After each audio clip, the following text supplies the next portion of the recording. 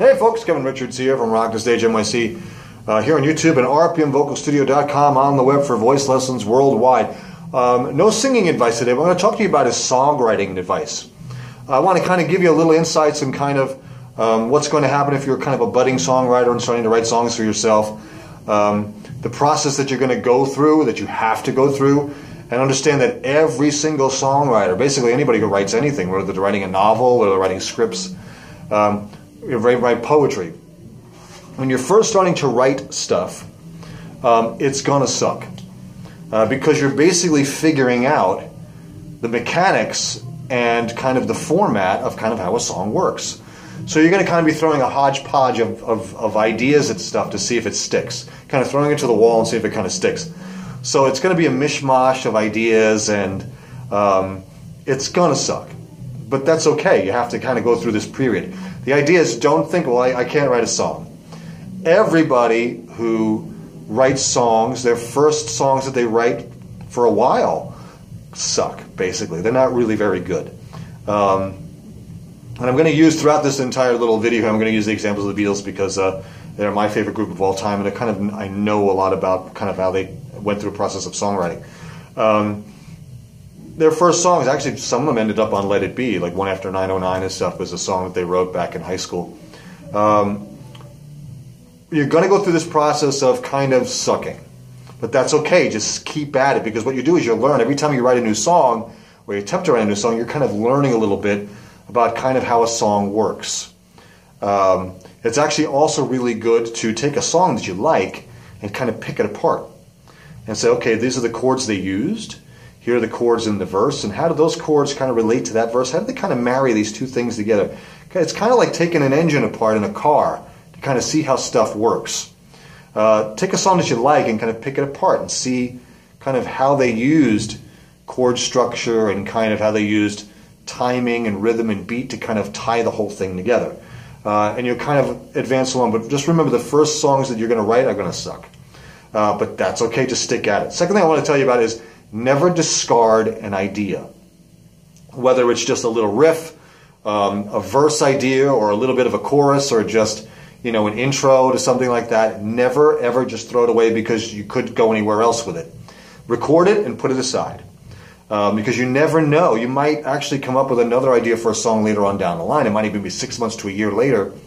And that little teeny thing that you wrote a while ago will actually fit perfectly in the thing you came up with now. And you'll be able to use that kind of discarded little thing that you thought, I don't know what else to do with this thing. Now fits perfectly into this new song. And it can kind of help you get over blocks. And you can see how kind of the creative process happens. Because nobody gets up and goes, today I will be brilliant. It doesn't work on a schedule.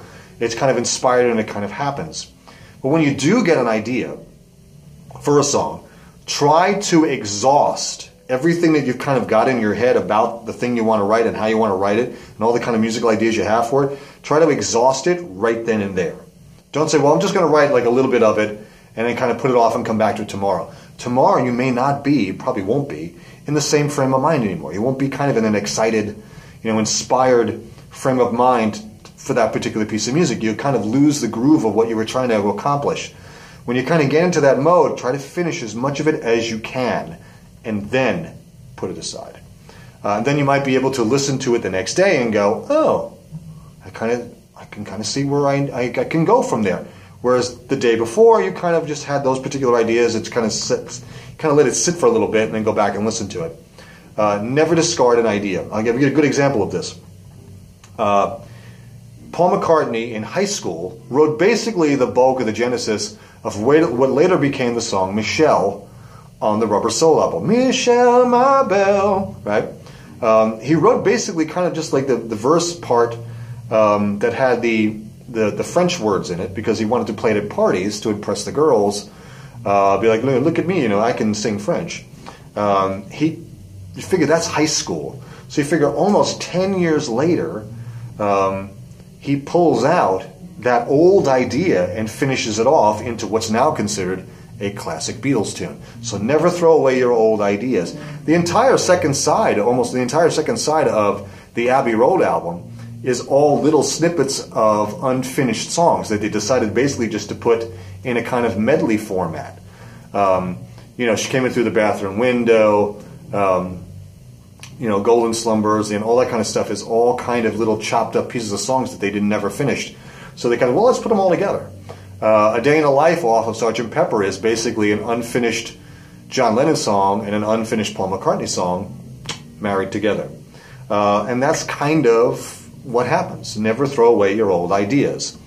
The other thing, too, is try to change. If you're kind of not feeling it with the song, you kind of like the idea, it's okay to kind of try to change the tempo, try to change the feel of the song.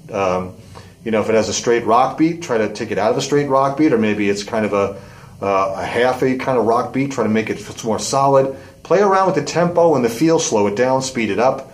A good example of that from my own experience was I had wrote a song that was kind of a mid-tempo, kind of very poppy, jangly thing that you could put a tambourine on it and all that.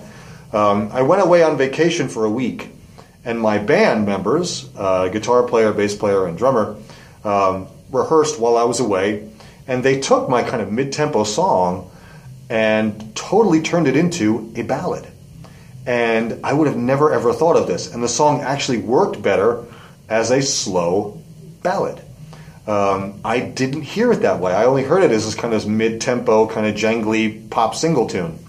They heard it as a completely different, slowed down, very kind of atmospheric ballad, and it actually worked better. So don't be afraid to kind of switch around and play with songs.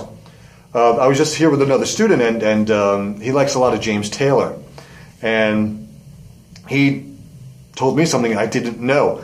The very famous James Taylor song, I'm Your Handyman.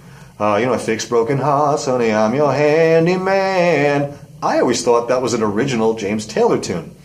It was originally recorded by Del Shannon in 1961, which is like, come, very 50s. Yeah, yeah, yeah.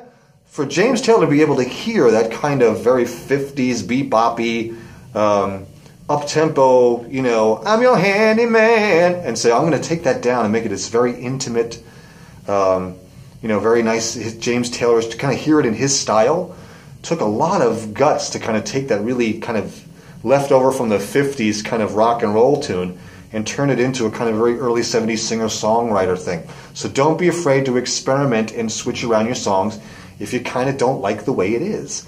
Again, another experience from the Beatles, if you listen to a lot of their session tapes, there are a bunch of songs where you kind of hear them developing the song in the studio, changing the tempos around, changing the feel around to get it where it kind of sounds right, where it sounds better. So don't be afraid to experiment. Don't throw away your old ideas, and know that the first couple of songs, probably for the first year you're writing songs, are kind of going to suck.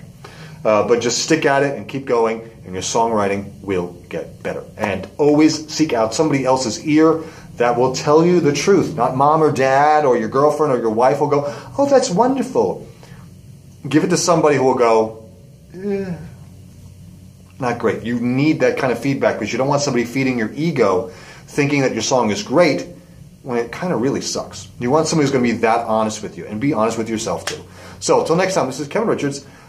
Check out the link below here from now on in all my videos. I'm going to put a link here now where you can buy both my vocal courses for just $50 for being a really cool dude and watching my videos. You get an opportunity to buy both my vocal courses for just $50. That's 50% off. Normally they're $100, but since you're a subscriber or watching my videos, you can get a link down there and you can buy them both for half off at 50%. So look for that link right down here in the description. Subscribe to the channel. Please share this wherever you feel. Ask comments below, and I'm more than happy to answer them if you ask any questions. So next time, this is Kevin Richards. See ya.